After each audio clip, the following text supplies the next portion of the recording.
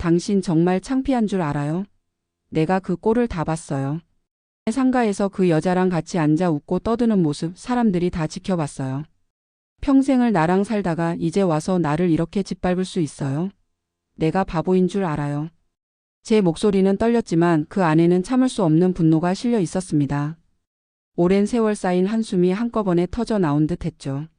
하지만 남편은 제 눈을 피했습니다. 대답조차 없었고 그 침묵이 제 가슴을 더 깊이 찔렀습니다. 저는 평생을 남편 곁에서 살았어요. 남편은 동네 상가에서 서예학원을 운영했고 저는 늘 그 옆에서 조용히 보조를 했습니다. 학생들이 먹물을 흘리면 닦아주고 낡은 붓을 챙겨주고 아이들이 떠들면 부드러운 눈빛으로 조용히 하라는 신호를 보냈죠. 남편이 칠판 앞에 서서 붓을 들어 올리는 순간 저는 그 모습이 참 든든해 보였어요. 사람들은 우리를 보며 칭찬을 했습니다. 두 분은 정말 보기 좋아요. 평생을 함께 하실 것 같아요. 그 말에 저는 미소를 지었고 남편은 어깨를 으쓱하며 넘겼습니다. 그때 저는 행복하다고 믿었어요. 하지만 언제부터였을까요? 그 평범하고 단단하다고 믿었던 일상이 조금씩 흔들리기 시작한 건 남편의 눈빛이 변하기 시작했습니다. 식탁에 마주 앉아도 예전처럼 이야기를 나누지 않았습니다. 오늘은 어땠어요? 제가 물으면 대답은 짧았습니다. 그냥 별일 없어. 말투는 차갑고 무심했어요. 순간 마음이 움츠러들었고 가슴속에서 뭔가 툭 끊어지는 느낌이 들었습니다. 젓가락을 쥔 손이 떨려서 밥알을 흘릴 뻔했죠. 그런 일이 반복될수록 저와 남편 사이에는 보이지 않는 벽이 생겨나고 있었습니다. 며칠 뒤 상가 복도를 지나던 중에 낯선 웃음소리를 들었습니다. 분명 남편의 웃음이었지만 제가 아는 웃음이 아니었어요. 너무 환하고 들뜬 오랫동안 제 앞에서는 볼 수 없었던 웃음이었죠. 조심스레 고개를 돌리니 남편은 부동산 여사장과 마주 앉아 있었습니다. 여자는 화려하게 꾸민 모습이었고 손짓 하나까지 자신감이 넘쳐 보였어요. 남편은 그 옆에서 소년처럼 웃고 있었습니다. 그 순간 제 심장은 바닥으로 곤두박질 쳤습니다. 저 웃음 나한테는 언제 마지막으로 보여줬더라. 생각이 스치자 눈가가 뜨거워졌고 다리가 풀려 그대로 주저앉을 뻔했습니다. 그날 밤 남편은 늦게 들어왔습니다. 술 냄새가 진동했고 표정은 나른했습니다. 저는 애써 차분하게 물었어요. 당신 요즘 왜 이렇게 늦어요? 무슨 일 있어요? 남편은 고개를 돌리며 짧게 말했습니다. 손님이랑 이야기 좀 했어. 별일 아니야. 건조한 목소리에 제 가슴은 무너져 내렸습니다. 억지로 고개를 끄덕였지만 그날 밤 저는 끝내 잠들지 못했습니다. 천장을 바라보며 수십 번도 넘게 되뇌었어요. 설마 아니겠지. 내 남편이 설마. 하지만 마음속 불안은 점점 커졌습니다. 남편의 작은 몸짓 하나, 휴대전화를 쥐는 손길 하나, 낮은 목소리로 통화하는 모습까지 모두 제겐 증거처럼 느껴졌습니다. 어느 날은 남편이 밖에서 전화를 받으며 말하는 걸 들었습니다. 응, 내일 봐. 알았어. 그 목소리는 낮고 다정했어요. 순간 제 안에서 또 뭔가가 끊어졌습니다. 밤마다 저는 이불 속에서 숨죽여 울었습니다. 눈물이 베개를 적실 때마다 가슴이 찢어지는 것 같았어요. 내가 뭘 잘못했길래 왜 이런 벌을 받아야 하지? 그 질문이 머릿속을 떠나지 않았습니다. 남편은 점점 멀어져 갔습니다. 제가 붙잡으려 손을 뻗을수록 그는 더 멀리 달아나는 듯 했어요. 그리고 저는 결국 깨달았습니다. 평생을 함께 살아온 우리의 삶에 이미 금이가 있었고 그 금은 걷잡을 수 없이 번지고 있었습니다. 언젠가는 모든 걸 무너뜨릴 것이라는 걸. 남편이 제 앞에 앉아 있었습니다. 오래 살면서 수없이 마주 앉았던 자리였지만 그날만큼은 공기가 달랐습니다. 숨이 막힐 듯 무겁고 눈을 마주치는 것조차 힘들었죠. 제 심장은 미친 듯이 뛰고 있었고 손끝은 얼음처럼 차가워져 있었습니다. 마침내 남편이 입을 열었습니다. 우리 그만하자. 순간 귀를 의심했습니다. 뭐라고 했어요? 제 목소리는 떨렸지만 제 안에서 뜨거운 피가 솟구쳤습니다. 남편은 시선을 피하며 차갑게 말했습니다. 당신하고는 더 이상 못 살겠어. 나 다른 사람이 있어. 그 한마디에 제 안에서 모든 게 무너져 내렸습니다. 순간 눈앞이 아찔하게 흔들렸고 숨이 가빠졌습니다. 손으로 가슴을 부여잡으며 간신히 물었어요. 다른 사람이라니 그 여자 맞죠? 그 부동산 여사장? 남편은 대답하지 않았습니다. 하지만 침묵이야말로 가장 잔인한 대답이었습니다. 저는 울분에 차서 소리쳤습니다. 평생을 함께 살았는데 이제 와서 날 버리겠다고요? 내 젊음을 다 바쳐서 여기까지 왔는데 당신은 고작 다른 여자 때문에 이혼을 요구하는 거예요? 남편은 고개를 숙인 채 말했습니다. 나도 미안하지만 이제는 그 여자가 더 좋아. 나는 그 사람하고 살고 싶어.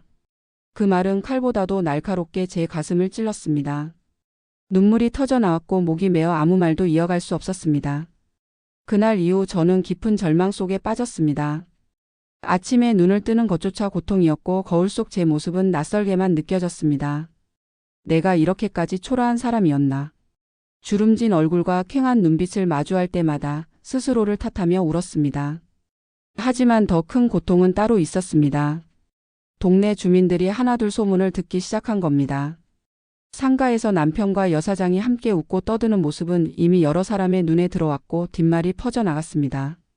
그 학원 원장님 요즘 부동산 사장이랑 자주 다니던데? 아내분은 안 됐지 뭐. 저는 골목을 걸을 때마다 수군거림을 들었고 등 뒤에서 느껴지는 시선에 숨이 막혔습니다. 어느 날 오래 알고 지내던 이웃이 제 손을 꼭 잡으며 말했습니다. 언니 너무 마음 쓰지 말아요. 다 언니 편이야. 그 따뜻한 말에 눈물이 왈칵 쏟아졌습니다. 하지만 동시에 수치심이 저를 덮쳤습니다. 남편의 잘못을 내가 대신 짊어지고 있는 것 같았거든요. 남편은 점점 더 대놓고 행동했습니다. 여사장과 함께 저녁을 먹고 함께 상가를 다니며 팔짱을 끼고 웃었습니다. 이젠 숨길 생각조차 없구나. 그들의 모습을 멀리서 볼 때마다 제 가슴은 찢어졌습니다. 밤마다 남편과 언성을 높이며 싸웠습니다. 당신 정말 후회 안 할 거예요? 우리가 어떻게 살아왔는데? 난 더는 못 참겠어. 나한텐 그 여자가 필요해. 그 대화는 칼부림 같았습니다. 서로의 상처만 깊어지고 남은 건 쓰라린 공허함뿐이었죠. 저는 어느 순간 선택의 기로에 서 있었습니다. 무너져 쓰러질 것인가 아니면 끝까지 맞설 것인가. 제 안에서 치열한 싸움이 이어졌습니다. 하지만 한 가지는 분명했습니다. 남편의 배신은 제 삶을 끝내지 못한다는 것. 그러나 그 결심을 하기까지 저는 수없이 무너졌습니다. 밤마다 잠들지 못한 채 베개를 끌어안고 흐느꼈고 낮에는 억지로 미소를 지으며 학원 보조 일을 이어갔습니다. 아이들 앞에서 눈물을 보일 수 없었기 때문이죠. 아이들이 돌아가고 텅 빈 교실에 혼자 앉아 있으면 마음이 무너져 내렸습니다. 칠판에 남은 글씨 자국을 보며 제 삶도 저렇게 덧없이 지워져 가는 것 같았어요. 어느 날 저는 거울을 마주 보며 다짐했습니다. 이대로는 안 돼. 이렇게 끝낼 수는 없어. 눈물에 젖은 제 얼굴은 처참했지만 그 속에서 작은 불꽃이 일어나고 있었습니다. 배신의 고통이 저를 무너뜨렸지만 동시에 제 안에 힘을 깨우고 있었던 겁니다. 저는 더 이상 제 마음을 감출 수 없었습니다. 남편이 이미 다른 여자와 관계를 이어가고 있다는 걸 알고 있었지만 막상 눈으로 직접 확인한 순간은 또 다른 차원의 고통이었습니다. 그날은 동네 친구들과 함께 저녁을 먹고 집으로 돌아오던 길이었어요. 오랫동안 알고 지낸 친구 순자와 미숙이 그리고 평소 정이 많던 영자가 저와 나란히 걷고 있었습니다. 저희는 늘 그렇듯 소소한 얘기를 나누며 골목길을 지나고 있었죠. 언니 요즘 얼굴이 많이 수척해졌어요. 괜찮아요? 순자가 제 눈치를 보며 조심스레 물었습니다. 저는 애써 웃으며 대답했어요. 괜찮아, 그냥 요즘 잠을 잘 못 자서 그래. 하지만 제 목소리는 이미 힘을 잃고 있었습니다. 그때였습니다. 골목 모퉁이 앞 카페 창가에 앉은 두 사람을 본 순간 제 발걸음이 굳어졌습니다. 남편과 그 여자. 여사장은 화려한 옷차림으로 앉아 있었고 남편은 그 옆에서 다정하게 미소를 짓고 있었습니다. 두 사람의 손은 테이블 위에서 포개져 있었고 서로의 눈빛은 세상에서 가장 행복한 사람들처럼 빛나고 있었죠. 순간 제 숨이 턱 막혔습니다. 심장이 주먹으로 세게 얻어맞은 듯 아프게 뛰었고 다리가 후들거려서 그대로 주저앉을 뻔했어요. 저게 뭐예요? 언니, 저 사람. 미숙이 놀란 목소리로 말끝을 흐렸습니다. 순자도 입을 막으며 제 얼굴을 보았죠. 언니 설마 진짜예요? 저는 대답조차 할 수 없었습니다. 목구멍이 막혀 아무 소리도 나오지 않았습니다. 눈물이 뜨겁게 차올라 시야가 흔들렸습니다. 그 장면은 너무나 잔인했습니다. 내 남편이 내 평생의 동반자가 마치 오랜 연인처럼 다른 여자의 손을 잡고 웃고 있다니. 저는 입술을 깨물며 간신히 버텼습니다. 하지만 제 옆에 있던 친구들의 눈빛은 이미 모든 걸 말해주고 있었습니다. 충격, 분노, 그리고 안쓰러움. 언니, 이건 너무 심하다. 이렇게까지 대놓고? 영자가 이를 갈며 속삭였어요. 그 순간 제 속에서 무언가 터져 나왔습니다. 봐요, 다 봤죠? 내가 괜히 의심한 게 아니었어요. 그 사람 날 버리고 저 여자랑 살겠다는 거예요. 제 목소리는 떨리고 있었지만 분명히 분노로 가득 차 있었습니다. 길가를 지나던 몇몇 주민들이 고개를 돌려 우리를 바라보았습니다. 순간 창피함이 온몸을 덮쳤습니다. 하지만 그보다 더 큰 건 억울함과 분노였습니다. 집으로 돌아오는 길에 친구들이 제 손을 꼭 잡아주었습니다. 언니, 이제 더는 혼자 참고 살 필요 없어요. 다 우리 눈으로 봤잖아요. 동네 사람들도 다 알 거예요. 언니 잘못 아니에요. 그 말에 저는 끝내 울음을 터뜨렸습니다. 눈물이 멈추지 않았고 숨이 막혀서 길 한가운데 서서 한참을 울었습니다. 친구들의 품에 기대어 흐느끼는 동안 제 안에서 두 가지 감정이 치열하게 싸웠습니다. 무너져 버린 절망. 그리고 다시는 당하지 않겠다는 분노. 그날 밤 남편은 아무 일 없다는 듯 들어왔습니다. 저는 더 이상 참을 수 없어 소리쳤습니다. 오늘 내가 뭘 봤는지 알아요? 당신 그 여자랑 손잡고 웃는 거. 내가 직접 봤어. 이제는 동네 사람들도 다 알아요. 당신이 무슨 짓을 하는지 다 본다고. 남편은 잠시 굳더니 차갑게 대답했습니다. 그래, 봤으면 됐잖아. 이제 알았으니까 그만 좀 해. 나도 이제 숨 막혀. 그 말은 다시 한번 제 가슴을 갈기갈기 찢었습니다. 숨 막혀? 누가 숨 막히게 했는데? 내가 당신 옆에서 평생 어떻게 살아왔는데 지금 와서 나더러 무너져 주길 바라는 거예요? 남편은 고개를 돌리고 말했습니다. 난 그냥 그 여자랑 살고 싶어. 이제는 당신보다 그 여자가 더 좋아. 그 순간 제 안에서 모든 게 산산조각 났습니다. 저는 방으로 뛰어들어가 이불을 끌어안고 울었습니다. 소리 없는 울음이었지만 온몸이 흔들릴 만큼 격렬했어요. 끝났구나. 이 사람은 이미 내 남편이 아니구나. 그 현실이 가슴을 찔러 들어왔습니다. 다음 날 동네 시장에 나갔을 때 주민들의 시선이 달라져 있음을 느꼈습니다. 누군가는 안쓰럽다는 눈빛으로, 누군가는 호기심 어린 눈으로 저를 바라봤습니다. 수군거림이 제 등 뒤를 따라다녔습니다. 어제 봤대. 학원 원장님 그 여자랑 같이 있는 거. 불쌍하지 뭐. 평생 같이 살던 아내 두고 저럴 수가 있나.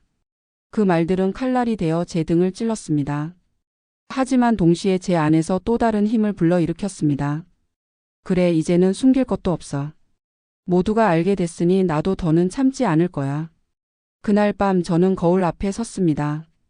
울음에 퉁퉁 부은 제 얼굴은 초라했지만 그 속에서 분노의 불꽃이 타오르고 있었습니다. 이제부터는 다르게 할 거야. 내 삶을 지켜낼 거야. 그날 이후로 제 마음은 더 이상 숨을 수 없게 됐습니다. 남편과 그 여자의 관계가 단순한 소문이 아니라는 걸 이제는 동네 사람들 모두가 알고 있었으니까요. 골목을 지나가면 등 뒤에서 들려오는 수군거림, 가게 문을 열고 들어가면 순식간에 멈추는 대화들. 저는 그 속에서 하루하루가 모래 위에 서 있는 것처럼 흔들렸습니다. 하지만 저는 주저앉지 않았습니다. 오히려 제 안에서 무언가 끓어오르기 시작했습니다. 더 이상 숨길 것도 참을 것도 없었습니다. 그날 시장에서 만난 친구 순자가 제 손을 꼭 잡으며 말했어요. 언니, 우리 그냥 이렇게 보고만 있을 거예요? 다 같이 도와줄 테니까 이제는 그 두 사람한테 당당히 맞서요. 영자도 고개를 끄덕이며 말했습니다. 맞아, 언니 혼자 싸울 일이 아니야. 저 둘이 언니를 짓밟는 꼴을 우리가 가만 보고 있을 순 없어. 그 말들이 제 안에 불을 지폈습니다. 저는 처음으로 입술을 꾹 깨물며 고개를 끄덕였습니다. 그래, 이젠 숨지 않을 거야. 다 같이 보게 할 거야. 누가 잘못했는지, 누가 부끄러운 건지. 며칠 뒤 동네 사람 몇몇이 상가 앞에 모였습니다. 소문을 들은 이웃들이 하나둘 모여들었고 저는 떨리는 다리를 이끌고 그 자리에 섰습니다. 그날도 남편은 여사장과 함께 상가 카페에 앉아 있었습니다. 저는 친구들과 함께 문을 열고 들어갔습니다. 순간 주변의 시선이 일제히 우리에게 쏠렸습니다. 여사장은 당황한 기색도 없이 오히려 뻔뻔하게 웃으며 우리를 바라봤습니다. 아니 이게 무슨 일이에요? 이렇게 몰려와서. 그 태도에 제 속이 뒤집혔습니다. 저는 한 발 앞으로 나서며 소리쳤습니다. 사람들이 다 봤어요. 남편 있는 사람이랑 손잡고 다니는 거 내가 다 봤어요. 평생을 함께 산 사람한테 이혼을 요구하는 게 부끄럽지도 않아요? 제 목소리는 떨렸지만 상가 안은 순식간에 조용해졌습니다. 순간 고개를 갸웃하던 손님들 눈빛이 두 사람에게로 꽂혔습니다. 그때 뒤에 있던 영자가 크게 외쳤습니다. 여러분 이 사람들 다 알죠? 여기 학원 원장님이 자기 아내 버리고 저 부동산 사장이랑 붙어 다니는 거. 다들 봤잖아요? 순자가 손가락으로 두 사람을 가리켰습니다. 동네 사람 무시하는 것도 정도가 있지. 부끄러운 줄 알아야지. 웅성거림이 커졌습니다. 상가 앞을 지나던 주민들이 하나둘 멈춰 서더니 그 장면을 지켜보기 시작했습니다. 몇몇은 고개를 젓고 어떤 이는 혀를 차며 두 사람을 노려봤습니다.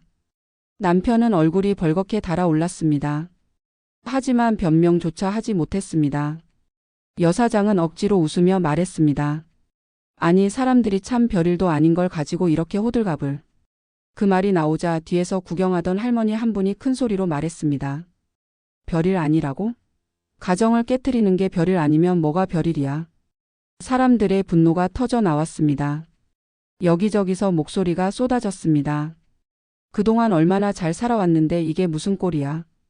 부끄러운 줄 알아야지 뻔뻔하기는. 저는 온몸이 떨렸지만 그 자리에 서 있었습니다. 이번만큼은 숨지 않겠다고 다짐했으니까요. 저는 눈물을 꾹 참고 말했습니다. 당신들 이제 이 동네에서 얼굴 들고 다닐 수 있겠어요? 평생을 함께 산 사람을 이렇게 짓밟아 놓고 행복할 줄 알았어요? 여사장의 얼굴이 굳어졌고 남편은 손으로 얼굴을 가렸습니다. 하지만 이미 늦었습니다. 동네 사람들은 두 사람을 향해 쏟아지는 시선으로 충분히 답을 내리고 있었습니다. 그날 이후 남편과 여사장은 동네에서 자취를 감췄습니다. 카페에도 부동산에도 모습을 보이지 않았습니다. 누군가는 그들이 다른 동네로 떠났다고 했습니다. 남편의 빈자리는 컸지만 이상하게 제 마음은 조금은 가벼워졌습니다. 그토록 오래 쌓인 억울함을 사람들 앞에서 다 토해낸 뒤라서일까요? 집에 돌아와 혼자 앉아 있자니 눈물이 또 흘러내렸습니다. 하지만 이번 눈물은 달랐습니다. 절망의 눈물이 아니라 살아남았다는 눈물이었습니다. 그날 밤 순자가 전화를 걸어왔습니다. 언니 이제 언니 차례예요. 이젠 울지 말고 언니 하고 싶은 거 하면서 살아야지. 우리가 다 옆에 있어. 그 말에 저는 한참을 울다가 겨우 대답했습니다. 그래 나도 이제 나답게 살 거야. 더는 무너지지 않을 거야. 남편이 동네에서 사라지고 난 뒤 제 삶은 텅 빈 집처럼 공허했습니다. 남겨진 자리마다 배신의 그림자가 짙게 드리워져 있었고 그 흔적들은 제 마음을 더욱 짓눌렀습니다. 하지만 언제까지 울고 있을 수는 없었습니다. 저는 마침내 마음을 다잡고 법원에 이혼 소송을 걸었습니다. 처음 재판정에 들어갔을 때 제 다리는 떨리고 가슴은 미친 듯이 뛰었습니다. 변호사가 제 옆에서 서류를 펼치며 차분하게 말했지만 저는 그저 남편의 얼굴만 똑바로 바라보고 있었습니다. 오랫동안 함께 산 사람의 눈빛은 낯설고 또 차가웠습니다. 혼인 파탄의 책임은 남편에게 있습니다. 변호사의 목소리가 울려 퍼졌습니다. 남편은 아무런 변명도 하지 않았습니다. 단지 고개를 숙이고 앉아 있었을 뿐입니다. 그 모습조차 저를 더 화나게 했습니다. 끝까지 뻔뻔한 태도로 일관했던 그 사람이 이제 와서 침묵으로 일관한다는 게 역겨웠습니다. 판사는 짧게 결론을 내렸습니다. 위자료 지급을 명합니다. 그 순간 제 안에서 한숨이 터져 나왔습니다. 기쁨은 아니었지만 최소한 제 억울함이 조금은 보상받았다는 안도감이었습니다. 며칠 뒤 제 통장에 위자료가 입금되었다는 문자가 떴습니다. 그 숫자를 보는 순간 눈물이 차올랐습니다. 돈 그 자체보다 이제 정말 끝났구나 하는 실감이 몰려왔습니다. 그래 이제부터는 내 인생이야. 저는 오래전부터 마음속에만 품어왔던 꿈을 떠올렸습니다. 바로 꽃집. 젊은 시절부터 꽃을 좋아했고 가끔 시장에서 꽃을 사오면 마음이 따뜻해졌습니다. 하지만 살림에 쫓기고 남편의 뒷바라지에 매달리느라 그 꿈을 꺼내본 적은 없었습니다. 이제는 달랐습니다. 저는 위자료 일부를 들고 상가 공시를 계약했습니다. 남편이 떠난 그 상가 한쪽이었습니다. 아이러니하게도 배신과 상처의 장소가 제 새 출발의 무대가 된 것이었습니다. 간판을 고르고 벽지를 새로 바르고 꽃 진열대를 세우는 동안 제 마음은 설렘과 두려움으로 가득했습니다. 손끝은 떨렸지만 그 떨림이 이번에는 나쁜 의미가 아니었습니다. 이제 정말 시작이구나. 개업 첫날 가게 문 앞에 서서 저는 한참 동안 간판을 바라봤습니다. 하나 꽃방. 제 이름의 한 글자를 딴 이름이었어요. 그 작은 글자에 제 삶이 다시 심어진 듯 했습니다. 첫 손님은 동네 이웃이었습니다. 장바구니를 든 아주머니가 들어와 환하게 웃으며 말했습니다. 아이고, 드디어 문 여셨네. 꽃 향기 때문에 지나가다 그냥 들어왔어요. 저는 얼떨떨하게 꽃을 내밀며 대답했습니다. 고맙습니다. 어떤 꽃 찾으세요? 오늘은 그냥 집에 두고 싶어서요. 언니가 골라주세요. 저는 잠시 망설이다가 밝은 노란 장미를 골라 건넸습니다. 아주머니가 환하게 웃으며 말했습니다. 이 꽃처럼 언니 앞길도 활짝 열릴 거예요. 다 잘 될 거예요. 그 말에 가슴이 뜨겁게 차올랐습니다. 눈물이 맺혔지만 이번에는 서글픈 눈물이 아니었습니다. 희망의 눈물이었죠. 꽃집은 점점 입소문을 탔습니다. 동네 주민들이 하나둘 찾아와 꽃을 사갔습니다. 누군가는 결혼 기념일을 위해, 누군가는 아픈 가족의 병문안을 위해 꽃을 골랐습니다. 저는 그들의 이야기를 들으며 꽃을 건네주었고 꽃향기와 함께 제 마음도 조금씩 치유되었습니다. 친구 순자가 어느 날 가게에 와서 장난스럽게 말했습니다. 언니, 이제 얼굴이 완전히 달라졌네. 예전엔 늘 울상이었는데 지금은 꽃보다 더 환해졌어. 저는 웃으며 대답했습니다. 내 덕분이지. 다들 옆에 있어줘서 내가 여기까지 버틸 수 있었어. 순자는 제 손을 꼭 잡으며 말했습니다. 앞으로는 언니 삶만 생각해요. 이제 언니 거야. 가게 안에 가득한 꽃들 사이에서 저는 새로운 숨을 쉬고 있었습니다. 한때 제 삶은 잿더미 속에 묻혀 있었지만 그 잿더미 위에서 저는 다시 꽃을 피워내고 있었습니다. 저는 속으로 다짐했습니다. 내 삶은 끝나지 않았어. 이제부터가 시작이야. 꽃집 문을 열고 나면 언제나 은은한 향기가 골목을 채웠습니다. 지나가는 사람들은 발걸음을 멈추고 가게 안을 들여다봤고 저는 밝게 웃으며 그들을 맞이했습니다. 예전엔 남편의 그림자에 가려 살았지만 이제는 제 이름으로, 제 힘으로 사람들을 마주하고 있었어요. 사장님, 오늘도 꽃이 참 예쁘네요. 동네 주민들이 그렇게 인사를 건네면 저는 마음 깊이 고개를 숙여 답했습니다. 고맙습니다. 꽃이 아니라 여러분 덕분에 더 예쁜 거예요. 웃음 속에서 제 마음은 조금씩 회복되었습니다. 눈물로 얼룩진 지난 날이 이제는 더 단단한 뿌리가 되어주고 있었습니다. 그 사이 남편과 여사장에 대한 소식이 들려왔습니다. 그들은 동네에서 쫓기듯 떠난 후 다른 지역에서 부동산을 다시 시작했다고 했습니다. 하지만 이미 사람들 사이에서 불륜 커플이라는 소문은 퍼져 있었고 신뢰를 잃은 그들이 새로 자리 잡기란 쉽지 않았습니다. 어느 날 시장에서 만난 지인이 귀띔하듯 말했습니다. 그 둘 요즘 힘들게 산다더라. 사업도 안 풀리고 여기저기 빚만 쌓이고 있대. 저는 잠시 고개를 끄덕였지만 속으로는 묘한 감정이 일렁였습니다. 씁쓸하면서도 어쩐지 시원한 마음. 세상은 결국 돌고 도는구나, 인과응보라는 말이 틀리지 않았구나 싶었어요. 반대로 제 꽃집은 날이 갈수록 번창했습니다. 결혼식 부케를 주문하러 오는 젊은 신혼부부, 어버이날 꽃다발을 고르러 오는 아이들, 장례식의 위로에 국화를 사러 오는 사람들. 저는 꽃을 팔면서 그들의 사연을 함께 들었습니다. 우리 딸 졸업식이에요. 예쁜 장미 좀 골라주세요. 남편이 병원에 있어서 밝은 꽃을 두고 싶어요. 그들의 이야기를 듣다 보면 제가 꽃을 건네는 게 아니라 제 마음을 건네는 것 같았습니다. 사람들은 제 가게에서 위로를 얻었고 저는 그들의 웃음에서 힘을 얻었습니다. 어느 날 순자가 꽃집에 찾아와 말했습니다. 언니 진짜 대단해. 불행이 언니를 무너뜨릴 줄 알았는데 오히려 꽃처럼 다시 피어내다니. 이제는 동네 사람들이 다 언니 덕분에 힘을 얻는다니까. 저는 웃으며 대답했습니다.